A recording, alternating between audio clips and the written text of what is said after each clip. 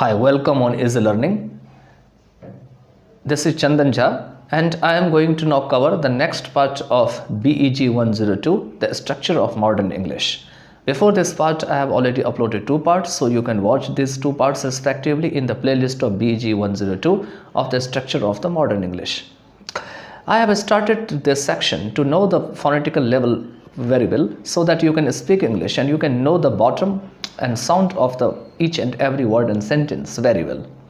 So after covering two parts, I am now going to cover the rest parts which are from this unit 1. 1.3 A phonetic description of speech sounds.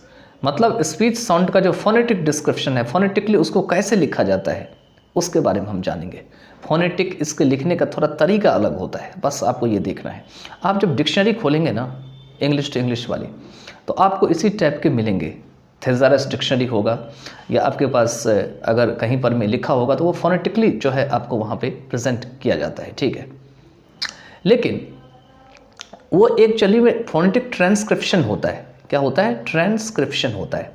अभी जो हम अभी यहाँ पे पढ़ेंगे इसमें हम केवल ये पढ़ेंगे कि खास करके क्या होता है, कैसे करके साउंड प्रोड्यूस होती है, कैसे वो हमारे जो माउथ ऑर्गन है उसको हमें यूज़ करना होता है, तो उसी के बारे में इसमें जानेंगे. लेकिन याद रखिएगा कि यही फोनेटिक डिस्क्रिप्शन आपको फोनेटिक ट्रांसक्रिप्शन जानने में बहुत हेल्प करेगी, जिसको आप बाद में जाकर के IPA में सीखेंगे, इंटरनेशनल फोनेटिक एसोसिएशन या ट्रांसक्रिप्शन जो होते हैं, ठीक है. चलिए आगे चलते हैं. देखिए सबसे पहली बात करते हैं वॉवेल्स एंड कॉन्सोनेंट्स की. तो वॉवेल्स आप जानते हैं AEIOU, ठीक है. ये क्या होते हैं आपके? ये वॉवेल्स होते हैं. और जो रेस्ट होते हैं आपके कॉन्सोनेंट होते हैं, जैसे B होते हैं, D होते हैं, आपके F होते हैं. ये क्या होते हैं? सारे कॉन्सोनेंट्स होते हैं. अब ये क्वेश्चन आता है कि कॉन्सोनेंट क्यों होते हैं, वॉवेल क्यों होते हैं. तो देखिए मैं थोड़ा सा शॉर्ट में आपको बता देता हूँ. जब भी आप कॉन्सोनेंट बोलते हैं तो आपको वॉवेल साउंड की जरूरत होती है. अगर आप C बोलते हैं तो आपको इसके आगे E बोलते हैं कि नहीं, ऑटोमेटिक ऐसा लगेगा कि ई साइलेंट है. तो क्या है? सी कॉन्सोनेंट है, लेकिन इसको किसकी जरूरत पड़ी? वॉवेल की जरूरत पड़ी. अब फिर से दिखाता हूँ. दूसरा एफ जब बोलते हैं तो ऐसा लगता है ए छुपा हुआ है इसमें. ये देखिए एफ है ना. इसी तरीके से अगर आप बोलते हैं एम तो लगता है जैसे ए छुपा हुआ है इसमें. यही कारण है कि हम बोलते हैं NM में, जब हम इसमें आर्टिकल लगाते हैं NM में. क्योंकि इसके आगे जो है यहाँ पर में ए छुपा हुआ है. तो जितने भी कॉन्सोनेंट होते हैं ना उसको बोलने के लिए वॉवेल की ज़रूरत पड़ती है, याद रखिएगा. लेकिन वॉवेल को बोलने के लिए किसी की ज़रूरत नहीं पड़ती है. वॉवेल जो है अपने आप में इंडिपेंडेंट होता है. दूसरा बात, कॉन्सोनेंट को बोलते समय हमारा गला में बहुत तरह का हरकत होता है. बहुत मुश्किल से हमारा जो है साउंड निकलता है. सीखने के बाद पता लगता है कि कॉन्सोनेंट कितना टफ होता है. लेकिन वॉवेल को बोलते समय हमारा माउथ जो होता है बिल्कुल ओपन होता है, बिल्कुल ओपन, कोई प्रॉब्लम नहीं, एकदम साउंड क्लियर आता है, ठीक है. ये बोलेंगे तो आपको खुद ही समझ में आ जाएगा. कॉन्सोनेंट वॉवेल को बोलते समय आपको समझ में आ जाएगा. तो चलिए चलते हैं वॉवेल्स एंड कॉन्सोनेंट की ओर. चलिए इसमें देखते हैं 1.3.1 में vowels and consonant. We can divide all speech into two broad categories. जितने भी स्पीच होते हैं उस स्पीच साउंड को हम दो अलग अलग भागों में डिवाइड कर सकते हैं, वॉवेल्स और कॉन्सोनेंट्स में. When we produce a vowel sound, the air from the lungs come out freely through the mouth and the vocal cords vibrate to produce mouth. जब भी हम कभी वॉवेल साउंड प्रोड्यूस करते हैं तो हमारे लंग्स से जो एयर होते हैं वो बिल्कुल एकदम आज़ाद होते हुए आता है, फ्रीली आता है हमारे मुँह से निकलते हुए. और वोकल कॉर्ड्स क्या करते हैं? Vibrate to produce sound. हमारा वोकल कॉर्ड जो है वाइब्रेट करता है साउंड देने के लिए, आवाज़ देने के लिए. There is no closure of air passes and no narrowing that would cause audible friction. कहते हैं यहाँ पर में एयर में कोई भी ब्लॉकेज नहीं होता है, कहीं पर में कोई बंद ऐसा नहीं लगता उसको कोई रोक रहा है, और ना ही उसमें कोई नैरोइंग पार्ट होता है जो कि ऑडिबल फ्रिक्शन को करा सके. That would audible friction. All other sounds are called consonant. और बाकी जितने भी साउंड्स होते हैं कॉन्सोनेंट्स होते हैं. मैंने शॉर्ट में आपको समझा दिया था कि जब भी हम बोलते हैं तो वॉवेल में दिक्कत नहीं होती, लेकिन कॉन्सोनेंट्स में दिक्कत होती है, क्योंकि कॉन्सोनेंट साउंड्स में क्या होते हैं? ऑडिबल फ्रिक्शन होता है. इसी कारण से वो सारे क्या बन जाते हैं? कॉन्सोनेंट्स बन जाते हैं. लेकिन वॉवेल बोलते समय कहा लिख भी रखा है no closure of the air passage. Air passage जो हमारे लंग्स के बाहर निकलती रहती है उसमें कोई भी रुकावट क्लोजर नहीं होती है, ना ही कोई नैरोइंग होती है. आवाज़ बिल्कुल फ्रीली, जैसे बोलते हैं ओ ए, तो बिल्कुल सीधा आता है. ऐसा लगता है आवाज़ कहीं रुक नहीं रहा है, कोई रोक नहीं रहा है अंदर में, ठीक है. तो चलिए नेक्स्ट चलते हैं डिस्क्रिप्शन ऑफ वॉवेल्स की तरफ। देखिए डिस्क्रिप्शंस ऑफ वॉवेल्स में क्या दे रखे हैं, तो the quality of vowel depends on the shape of the mouth cavity, कि वॉवेल जब आप बोलते हैं ना तो उसकी क्वालिटी इस पर डिपेंड करती है कि आपकी जो माउथ के अंदर जो गड्ढा है, कैविटी है, उसका आकार कैसा है। And that depends on the position of the टंग, और साथ में आपके मुंह में जो टंग है उसका पोजीशन कैसा है। The lips and the lower jaw, साथ में आपके जो लिप्स हैं और साथ में जो लोअर जॉ है उस पर डिपेंड करता है, ठीक है। Vowels can therefore be described on the basis of tongue, ठीक है। तो यहाँ पे दे रखे हैं vowels can therefore be described on the basis of tongue positions and lip position, और वॉवेल जो होते हैं इस तरीके से टंग पोजीशन और जो लिप पोजीशन है उसके आधार पे जो है इसका वर्णन किया जाता है। तो चलिए पहला देखते हैं। For most vowels either the front or the back or the centre of the tongue is raised to a certain height. देखिए यहाँ पर में अधिकतर जो वॉवेल्स होते हैं अगर फ्रंट होते हैं या बैक, देखिए कितने प्रकार के वॉवेल होते हैं उसकी बात यहाँ पे लिखा गया है। या मान के चलिए टंग के सेंटर में होते हैं, उससे एक निश्चित हाइट पे हमारी टंग को उठानी पड़ती है उस वॉवेल को बोलने के लिए, उस टाइप से बोलने के लिए, depending on which part of the tongue is the highest, या इस पर निर्भर करता है कि टंग का कौन सा पार्ट सबसे बड़ा है या सबसे ऊंचा टच करता है। We can classify vowels as front vowels, back vowels and central vowels, और हम इस वॉवेल को जो है 3 भाग में डिवाइड कर सकते हैं, जिससे फ्रंट वॉवेल, बैक वॉवेल और सेंट्रल वॉवेल्स कहे जाते हैं। एग्जाम्पल्स के लिए दे रखे हैं फ्रंट वॉवेल्स की अगर बात करें तो the vowels of the English words sheep, ship, bet, bat, ये फ्रंट वॉवेल्स हैं, क्योंकि ऐसा लगता है आपके मुंह के बिल्कुल सामने से बोला जा रहा है, आगे से बोला जा रहा है, तो इसी को फ्रंट वॉवेल्स कहे जाते हैं, ठीक है। शीप, शिप, बेट और बैट, इसमें से आप वॉवेल साउंड आसानी से निकाल सकते हैं। अगर बैक वॉवेल्स की यहाँ पे बात करें तो vowels in the English word like काम, पॉट, कॉट, पुट, बूट, ऐसा लगेगा जैसे आप मुंह के बिल्कुल अंदर से अंदर में बोल रहे हैं।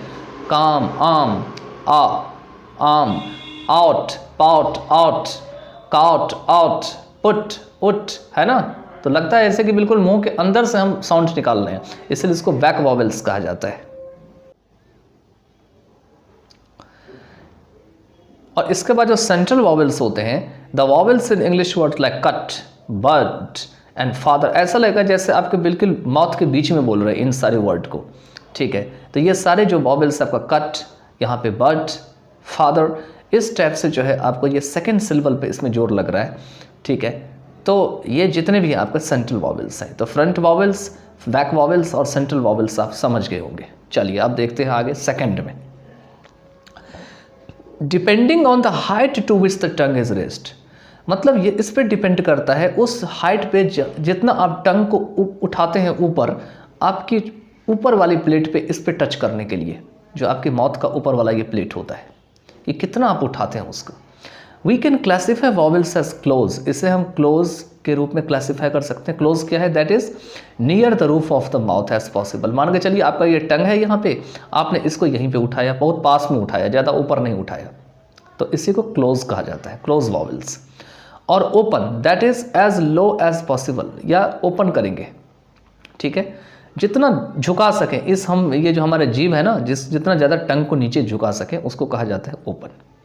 और as belonging to one of the two intermediate categories, half close and half open, या इसी दो के बीच में हाफ या तो क्लोज होगा या हाफ ओपन होगा, इसी दो इंटरमीडिएट कैटेगरीज में इसको रखा जाता है। तो आपने देख लिया यहाँ पर में क्लोज है, ओपन है, हाफ क्लोज है या हाफ ओपन है। नेक्स्ट देखते हैं आगे क्या है। देखिए यहाँ पे एग्जांपल्स में दे रखा है क्लोज वॉवेल्स कौन कौन से हैं। देखिए तो क्लोज वॉवेल्स का अगर इसमें बात करें यहाँ पर में, तो आपके हैं the vowels in English word like sheep and boot, ये क्या है आपका क्लोज वॉवेल्स है, ठीक है। ओपन वॉवेल्स कौन से हैं? The vowels in English word like काम, पॉट, काम, पॉट, ये क्या है? ओपन वॉवेल्स है। अभी मैंने क्लोज वॉवेल्स और ओपन वॉवेल्स को डिफाइन किया था, वो क्या होते हैं वो आपके इसमें दिए होंगे, ठीक है। इसके बाद थर्ड वन में है यहाँ पे the lips can assume various positions, lips कई सारे पोजीशंस ले सकते हैं for the production of different vowels, अलग अलग वॉवेल्स निकालने के लिए। They can be spread as for the vowels in the English word keep, ठीक है, वो जो है आपके काफ़ी ज़्यादा हम जीभ को क्या कर सकते हैं, टंग को स्प्रेड कर सकते हैं किस वॉवेल को निकालने के लिए। जैसे इंग्लिश वर्ड में कीप है, तो कीप जब बोलते हैं तो क्या होता है, हमारा जो टंग है काफ़ी स्प्रेड हो जाता है, काफ़ी विस्तार हो जाता है, बड़ा होने लगता है। Neutral as for the vowel in bed, और जब आप बेड बोलते हैं तो ऐसा लगता है टंग को हम स्ट्रेच कर ही नहीं रहे, स्प्रेड कर ही नहीं रहे, बिल्कुल न्यूट्रल रहता है। Open as for the vowel in calm, calm जब बोलते हैं तो ऐसा लगता है जैसे ओपन हो जाता है काम, ठीक है।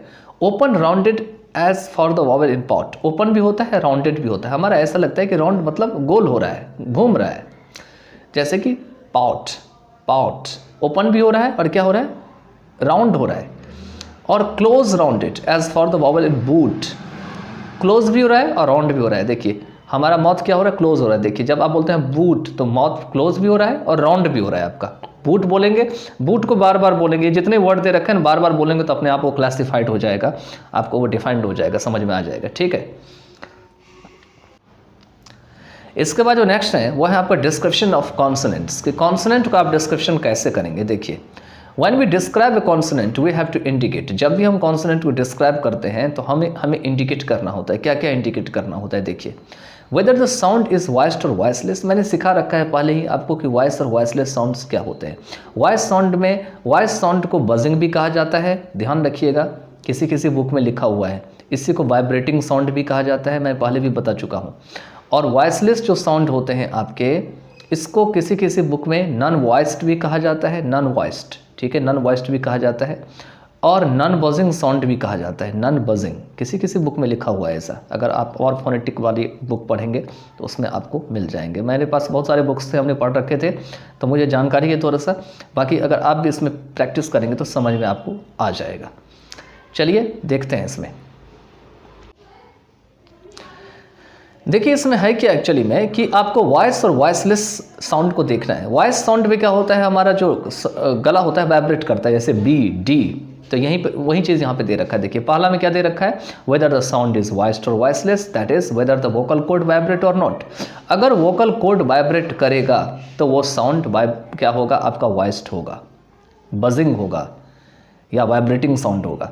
लेकिन अगर वो वाइब्रेट नहीं करेगा तो वो क्या होगा, वॉइसलेस होगा। देखिए B D G V Z M L R क्या है, सारे वाइब्रेटिंग है। कैसे, आप अपने कंठ नली पे हाथ रखेंगे तो आपको समझ में आ जाएगा। ये जब वर्ड बोलेंगे तो आपके फिंगर में लगेगा, ये सारे लेटर बोलेंगे तो। लेकिन जो वॉइसलेस है नीचे वाले, इसमें आपका गला वाइब्रेट उतना नहीं करता है। देखिए जैसे पी टी के एफ एस एच। अब यही कारण है, एक चीज़ मैं आपको यहाँ पे समझा देता हूँ थोड़ा एक शॉर्ट में, थोड़ा सा एक एग्जांपल लेना चाहता हूँ। जब आप लिखते हैं DOG डॉग, इसमें एस लगाते हैं, ठीक है, तो ये जो जी है ये क्या है, वॉइस्ड है। देखिए यहाँ पे जी ऑलरेडी, ये देखिए पीछे वाले फिगर में, यहाँ पे मैं बैक करके दिखाता हूँ। देखिए यहाँ पर मैं फिर से लिखता हूँ, देखिए DOG डॉग। अब यहाँ पे जी देखिए, यहाँ जी, ये देखिए जी क्या है, वॉइस्ड है। अब इसमें जब आप एस जोड़ेंगे ना तो ये डॉग्स होंगे, ज होंगे लास्ट में, डॉग्स, ठीक है। अब हम उसको जो है डॉग्स नहीं बोल करके डॉग्स क्यों बोलते हैं, आखिर में DOGS को डॉग्स क्यों नहीं बोलते, सा क्यों नहीं लास्ट में आता है, एस क्यों आता है, क्योंकि ये जो OG है लास्ट में क्या है, वॉइस्ड है। डॉग देखिए आप जब बोलते हैं तो साउंड कैसा आता है, रेज करके एकदम बिल्कुल मजबूत होकर वाइब्रेट होकर आता है, तो इसमें एस रहेगा तो डॉग्स होगा, डॉग्स ना कि डॉग्स। अगर आप फोनेटिक्स में जाएंगे तब समझ में आएगा। लेकिन अगर TALKS टॉक्स, यहाँ पे देखिए है ना, तो लास्ट में क्या है आपका के है, के क्या है आपका, ये यहाँ पे कौन सा साउंड प्रोड्यूस कर रहा है, वॉइसलेस कर रहा है, इसी कारण से एस लगा, जिसको टॉक्स बोला जाएगा ना कि टॉक्स बोला जाएगा, टॉक्स। तो ये मैंने थोड़ा सा आपको समझाने के लिए कर दिया था ताकि आपको कन्फ्यूज़न से आप बच सकें। चलिए पार्ट नंबर 2 में देखते हैं। पार्ट नंबर 2 में दे रखे यहाँ पर में, whether the soft palate is raised और लोवर्ड, या कि सॉफ्ट पैलेट मैंने बता रखा है क्या है, soft palate hard palette, figure में भी पहले भी, ठीक है। अगर आप नहीं समझते हैं तो आप पार्ट 1 पार्ट 2 को देखिए, soft palate, hard palate, tip, tongue, ये टंग के पार्ट कैसे होते हैं, बैक कैसे होते हैं, फ्रंट कैसे होते हैं, सब समझ में आ जाएगा आपको, ठीक है। तो यह कि सॉफ्ट पैलेट उठाया जाता है या लोअर किया जाता है, सॉफ्ट पैलेट उठता है या नीचे झुकता है, that is whether the air stream passes through the mouth, यहाँ पे दे रखे हैं कि यहाँ पे ये देखना है कि whether the air stream passes through the mouth only, क्या हवा जो है हमारा केवल मुंह से ही ऐसे बाहर निकलता है, जैसे एज फॉर ओरल साउंड्स, जैसे कि पी, बी, डी और टी और डी, इसमें हमारा जो हवा है ना केवल हमारा जो है जो हमारे फेफड़े से आती है वो केवल मुंह से ही निकलती है, केवल ओनली फ्रॉम माउथ, ठीक है। और सॉफ्ट पैलेट इसमें रेज की जाती है, लोअर की जाती है, ये उसी पर ऊपर डिपेंड करता है। जैसे कि यहाँ पर में और भी लेटर हैं के, जी, एफ, वी, एस, जेड, इसमें वॉइस और वॉइसलेस सारे तरह के हैं। और थ्रू द नोज ओनली, या केवल नोज से ही केवल बाहर निकलती है। एज फॉर नेजल साउंड्स, ये सब नेजल साउंड है, जैसे एम है, एन है, ठीक है। थर्ड में है the place of articulation that is where in the mouth the closure और नैरोइंग टेक प्लेस, इसी को प्लेस ऑफ आर्टिकुलेशन कहा जाता है। इसमें यह देखा जाता है कि हमारी माउथ में कहाँ पे क्लोजर हो रहा है और कहाँ पे नैरोइंग टेक प्लेस होता है, कहाँ पे होता है दोनों। फोर्थ में है the manner of articulation that is the degree और काइंड ऑफ क्लोजर और narrowing that is assumed in producing the sound, इसको मैनर कहा जाता है। इसमें यह देखा जाता है किस प्रकार का क्लोजर या नैरोइंग है जिसको माना जाता है साउंड को प्रोड्यूस करने के लिए। तो दो चीज़ ध्यान रखना है, प्लेस ऑफ आर्टिकुलेशन और प्लेस ऑफ आपका manner of articulation. Place of articulation में माउथ जो है कहाँ पे क्लोज होता है, कहाँ पे नैरो प्लेस बनता है, और मैनर ऑफ आर्टिकुलेशन में कितना क्लोज होता है, किस टाइप का क्लोज होता है, किस टाइप का नैरो होता है, ये आपको ध्यान रखना है, ठीक है। चलिए अब प्लेस ऑफ आर्टिकुलेशन की पहले बात करते हैं। थर्ड वाले में ये दे रखा है, उसी को यहाँ पे डिफाइन कर रखा है। देखिए प्लेस ऑफ आर्टिकुलेशन, तो we can classify consonants according to the place of articulation as follows. Place of articulation के हिसाब से हम क्या कर सकते हैं, कॉन्सोनेंट को क्लासीफाई कर सकते हैं, जैसे नीचे दे रखा है। देखिए फर्स्ट जो आपका है वो है बिलैबियल। बिलैबियल में क्या होता है, द क्लोजर और narrowing is between the two lips as for P, B, M. इसमें जो क्लोजर होता है या नैरो होता है, ठीक है, इसमें दो लिप्स काम करता है, एक अपर लिप और लोअर लिप, इसी को हम बिलैबियल कहा जाता है। जब आप पी बोलते हैं तो ऊपर वाला लिप और नीचे वाला लिप टच करता है, बी में भी वही होता है, एम में भी वही होता है। अब लेबियोडेंटल में चलते हैं, तो the narrowing is between the lower lip and upper teeth. इसमें क्या होता है, आपका जो नीचे वाला जो टिप होता है, नीचे वाला जो आपका लिप होता है, सॉरी टिप नहीं लिप होता है, जिसको कि आप ओंठ बोलते हैं, ये जब ऊपर वाले टीथ से टकराता है, अपर वाले जो टीथ होते हैं, तो इससे ये साउंड प्रोड्यूस होती है, जिसमें एफ होती है और वी होती है। इसके बाद नेक्स्ट चलिए नेक्स्ट देखते हैं। नेक्स्ट है आपका डेंटल। द क्लोजर और narrowing is between the tip of the tongue and the upper teeth. Tip of the टंग का मतलब ये टंग इतना बड़ा है, इसके जो सबसे आगे वाला पार्ट है ये है टिप। ये जब आपका ऊपर वाले यहाँ पे दांत है इससे टकराता है, ठीक है, ध्यान से सुनिएगा इसको, ठीक है।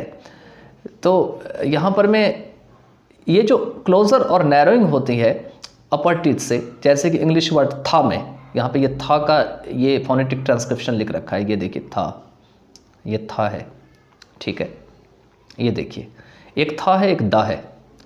तो at the beginning of the word thing the then, ठीक है, तो एक आपका था है और एक दा है, ध्यान रखिएगा।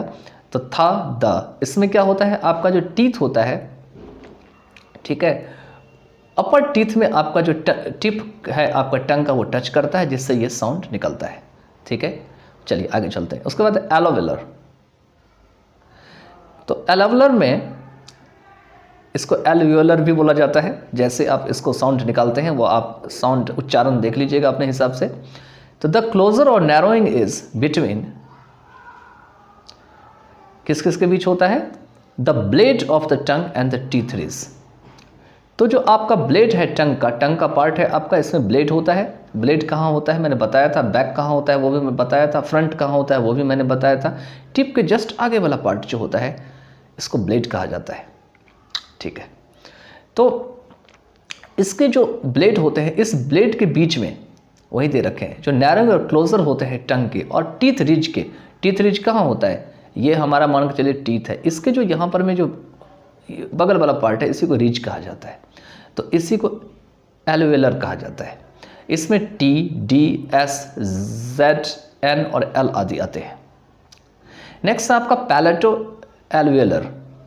पैलेटो एल्वियोलर होते हैं, द क्लोजर और narrowing is between the blade of the tongue and the teeth ridge. ये किसके बीच होते हैं, तो उसके ब्लेड और जो आपके ब्लेड होते हैं टंग के और टीथ जो होते हैं उसी के बीच जो क्लोजर और नैरोइंग होती है उसी को पैलेटो एल्वियोलर कहा जाता है। With the front of the टंग, ये किसके साथ करते हैं, तो टंग का ये फ्रंट वाला पार्ट यहाँ होता है इस जगह पे, मतलब टिप हो गया, ब्लेड हो गया, फिर आपका क्या हो गया, फ्रंट हो गया।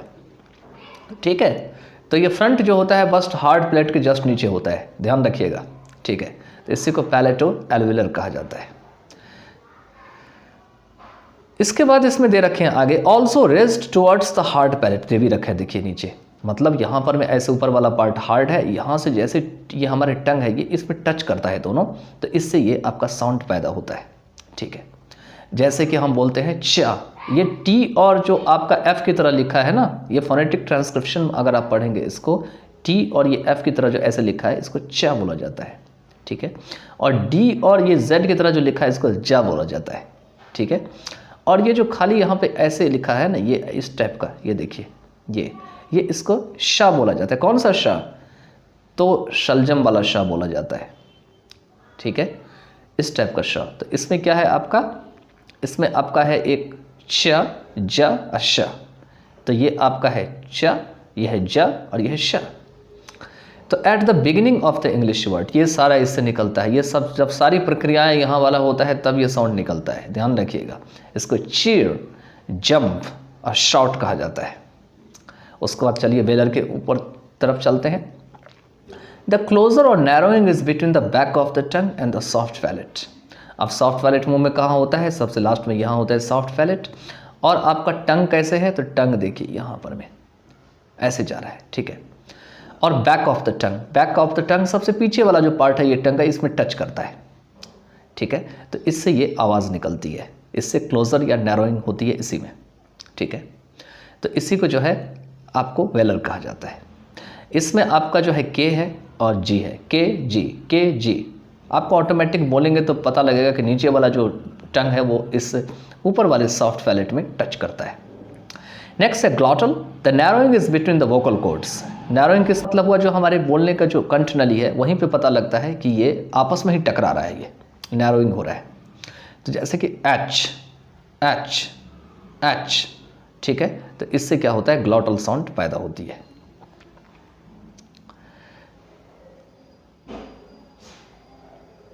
चलिए इसके बाद जो है हम मैनर ऑफ आर्टिकुलेशन की बात करते हैं कि मैनर ऑफ आर्टिकुलेशन आखिर होते कैसे हैं। तो we can classify consonants according to the manner of articulation as follows. तो मैनर ऑफ आर्टिकुलेशन में देखेंगे उसके अनुसार से कॉन्सोनेंट को हम क्लासिफाई कर सकते हैं। पहला है प्लॉजिव, वो था पहले प्लेस ऑफ आर्टिकुलेशन है मैनर। ठीक है, तो there is complete closure of the air passage. Manner क्या है, इसमें जो हवा की जो पैसेज है, जो रास्ता है, इसमें पूरा क्लोजर हो जाता है, बंद हो जाता है। The air is held up and then released with an explosion. पहले क्या होता है, हवा जो है बंद हो जाती है और तब इसे धमाके के साथ छोड़ा जाता है, रिलीज्ड विद एक्सप्लोजन। जैसे कि पी बी क्या होता है, ऐसा लगता है जैसे हवा हमारे अंदर से लंग्स से जो आ रही है, हवा आ रही है, उसको हम रोक लेते हैं और फिर एकाएक बोलते हैं, तो इससे ये साउंड निकलते हैं, पी बी टी डी के एंड जी। तो इसी को हम मैनर ऑफ आर्टिकुलेशन में प्लॉजिव्स कहा जाता है। नेक्स्ट है एफ्रिकेट्स। तो अगर एफ्रिकेट्स की बात करें यहाँ पे, तो देयर इज कंप्लीट क्लोजर, ठीक है, of the air passage and then the air is release slowly with friction. इसमें एक्सप्लोजन के साथ नहीं छोड़ा जाता है, एयर पैसेज तो कंप्लीटली होता ही है क्लोजर, लेकिन एयर को धीरे धीरे फ्रिक्शन के साथ छोड़ा जाता है, हल्का सा घर्षण के साथ छोड़ा जाता है, तो इसी को एफ्रिकेट कहा जाता है। एफ्रिकेट में जैसे हो गया आपका च ज, इसमें भी हम हवा को बंद कर रहे हैं, एयर पैसेज को रोक रहे हैं, ब्लॉक कर रहे हैं, ठीक है, लेकिन हम धीरे धीरे बाद में छोड़ रहे हैं, एकाएक एक्सप्लोजन के साथ नहीं छोड़ रहे हैं।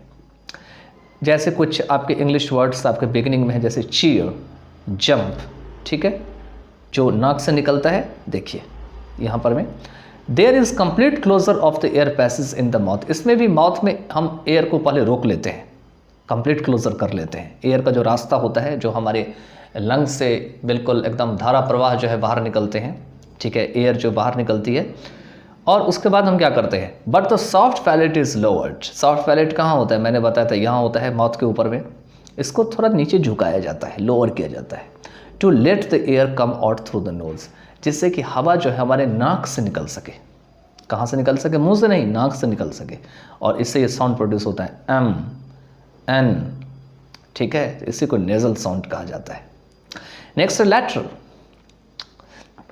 तो लैटरल की अगर बात करें तो there is a closure in the middle, मतलब मिडल में क्लोजर होते हैं, but the air is free to come out along the sides, लेकिन एयर जो होते हैं वो साइड से पूरा फ्री होकर निकलता है, ठीक है। जैसे कि एल, एल तो कहाँ हुआ, हमारे माउथ के मिडल में क्लोजर हुआ, यहाँ पे हमारा हवा लगता है कि जो एयर है वो ब्लॉक हो जाता है, लेकिन यहाँ पर में हमारे एयर के बिल्कुल हमारे ऐसा लगता है कि साइड से होकर के बाहर निकलता है, इसी को लैटरल कहा जाता है। नेक्स्ट है फ्रिकेटिव। तो फ्रिकेटिव की अगर बात करें तो there is narrow passage for the air to pass through, इसमें क्लोजर नहीं होता है बल्कि एयर को बाहर निकलने का हल्का सा रास्ता दिया जाता है कि तू बाहर निकल जा। So there is audible friction, जिससे कि सुनने वाला हल्का सा फ्रिक्शन होता है, ठीक है, सुनने योग्य हल्का सा फ्रिक्शन होता है। जैसे कि मान के चलिए बोलते हैं F, V, S, Z, H, ठीक है, तो इससे इसी को फ्रिकेटिव कहा जाता है। नेक्स्ट है अप्रॉक्सीमेंट। अप्रॉक्सीमेंट में क्या होता है, there is less narrow opening between articulators, articulators के बीच में क्या होते हैं, हल्का सा जो है नैरो ओपनिंग होती है, पूरा ओपनिंग नहीं होती है। So that the sounds can pass relatively freely, जिससे कि साउंड जो है वो रिलेटिवली फ्रीली बाहर निकल सके बिना किसी फ्रिक्शन के, इसमें फ्रिक्शन नहीं होती है, ठीक है। फ्रिकेटिव में फ्रिक्शन होती है, ऑडिबल फ्रिक्शन, लेकिन इसमें नहीं होती है। जैसे कि मान के चलिए डब्लू, जे, ठीक है, तो इसमें लेस नैरो ओपनिंग होती है आर्टिकुलेटर्स के बीच में। ये आपको याद रखने पड़ेंगे, एग्जामिनेशन में अगर पूछ दिए कि प्लेस ऑफ आर्टिकुलेशन और मैनर ऑफ आर्टिकुलेशन को बताइए कॉन्सोनेंट्स के, तो आपको लिखने होंगे। आप इसको किस तरीके से याद करते हैं, कि कैसे मज़े में करते हैं, ये आपके ऊपर डिपेंड करता है। तो चलिए नेक्स्ट पार्ट ऑफ वीडियो में कुछ नया करते हैं।